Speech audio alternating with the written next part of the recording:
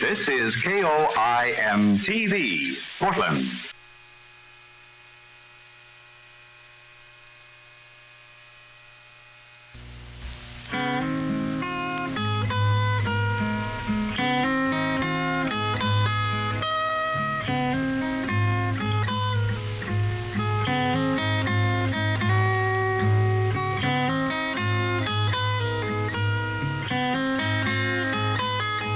It's called The Barn, a place here at KOIN-TV where scenery and props are stored. Over the years, a lot of memories have been left here to grow old and be forgotten. We'll stir a few to life in the next half hour. A newspaper headline from 25 years ago tells why we're waxing nostalgic on this particular day. October 15th, 1953. A lot of red news in the headlines and a picture of a new TV station about to go on the air. KOIN-TV. The go-ahead from the federal regulatory agencies was given just 3 months beforehand in July. That the engineers were able to get the tower erected and the transmitter working in that period of time is a bit amazing, even to those who remember it firsthand, like the original managing director, C. Howard Lane. It was not only excitement, a lot of anxiety, because we didn't know whether the doggone thing was going to work or not. But yes, of course, it was the culmination of a frantic effort. July, August, September.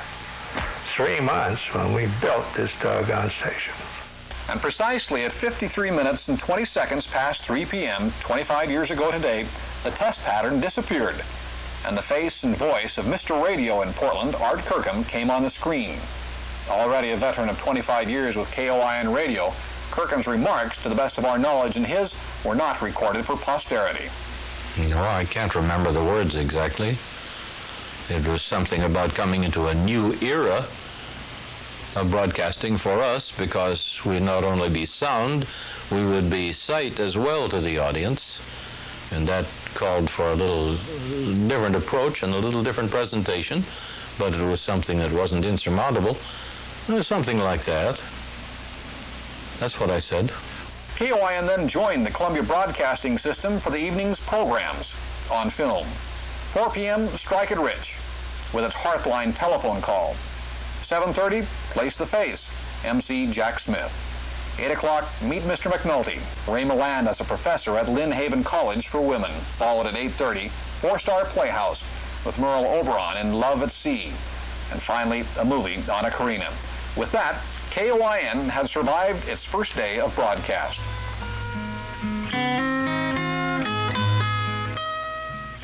For the first several years, not all TV programs were fed down the network lines. They came on film.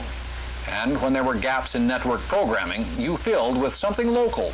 So, the afternoon children's folk heroes were born. The shows produced questions for trivia games a quarter of a century later, like, who wore this shirt on Saddle Pals? The answer, Red Dunning. The old buckaroo on the front porch of the cabin, which in the 50s was as close as your TV dial. Dunning sat there for a good number of years, chatting with his TV audience about wildlife and conservation, and greeting guests like Lassie, or a trick rider, or even a hippopotamus destined for the zoo. Or do you remember this face? In the mid-50s, it was the most recognized face on Portland television, at least for children. Well, my. Hello, boys and girls. Here we are in Portland today. Mr. Moon with his buddies and friends, Harry the Happy Heron, Mrs. Cow, Kitty Cat, Rocket the Dog, and Sam Boom, puppets operated by Art Morey, and the man beneath the mask, Ed Leahy. 15-minute continuing adventures each afternoon. According to Leahy, Mr. Moon was strictly a product of the 50s. I think timing. I think in those years, they were just beginning to hear a little bit about man going to the moon. It was just beginning to be talked about. Plus the fact we really leaned heavily on Hi Diddle Diddle, the Cow and the Fiddle, the cow jumped over the moon. And in those days, every kid knew what that was. And it was a clean show. You know, we didn't use any guns or knives. If anybody got knocked down, it was Harry with his peanut butter sandwich, hit him in the face, you know. And we went on that theory, fantasy without fear. Mr. Moon made his last landing in Portland in 1958. Another costume character took his place, this time under the big top, staying for 12 years, entertaining an entire generation of Portland youngsters. Remember Mr. Duffy? Here's what he and Cartoon Circus looked like in the early 1960s. Stevie and Tim, a great big Tootsie Roll from our friends at Tootsie Roll. There you go. There's old Tim's there. Because we just want to rush right ahead today because we've got something mighty special for this birthday party and for everybody at home. We may remember it, but we tend to forget what kind of loyalty such a character as Mr. Duffy could generate. He mentioned one time he wasn't expecting to get any Valentines. Instead, he received several thousand from worried children.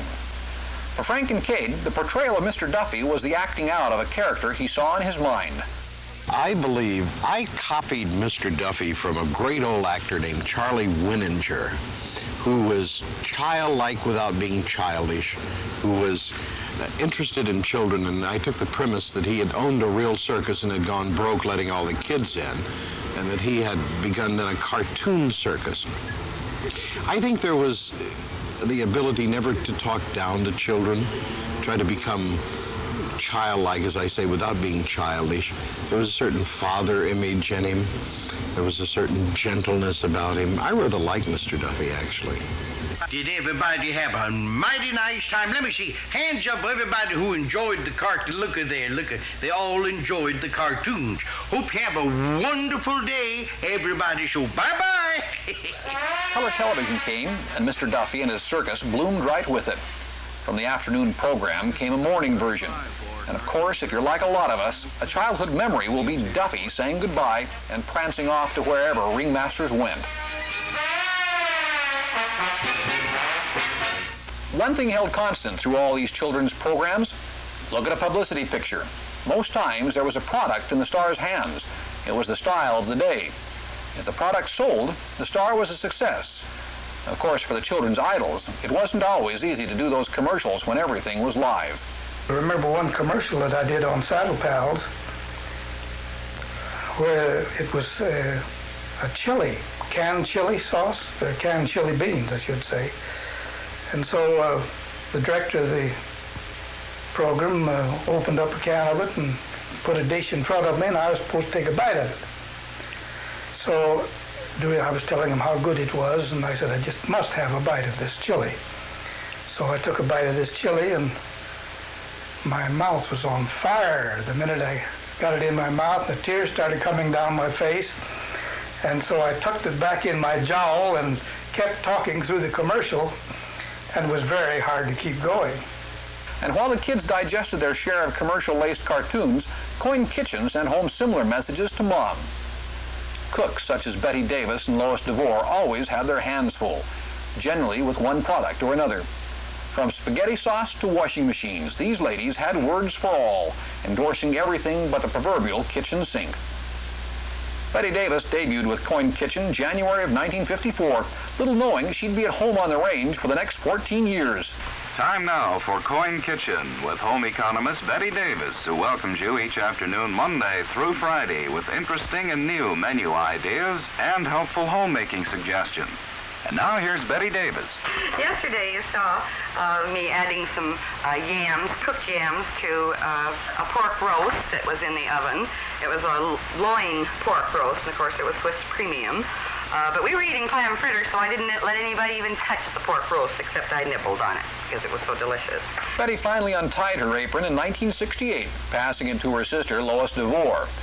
After 4 years of kitchen duty, Lois left the program behind, but not her cooking. She now performs at a restaurant in Newburgh, where culinary crises aren't as public. Well, I can remember saying, oh, that's beautifully browned, and it was just burned, just burned black, something. Or things would spill. Or you'd use a can of whipped cream that would shoot all over the kitchen or a cake. I made this gorgeous banana whipped cream cake, and I was putting it together, and it kept slipping off. One layer kept slipping, and I tried to hide it behind the refrigerator, and those cameramen down there followed right around, and showed the cake falling off.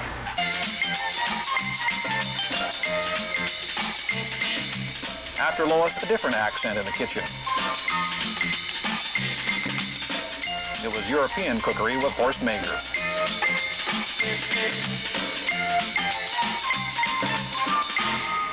And when Horst eventually left, a French accent hit the airwaves. Start with 3/4 of a pound of ground beef, ground chuck, or don't use ground round. That's spending really a little bit too much money. On Aurora with what she learned at a grandmother's knee.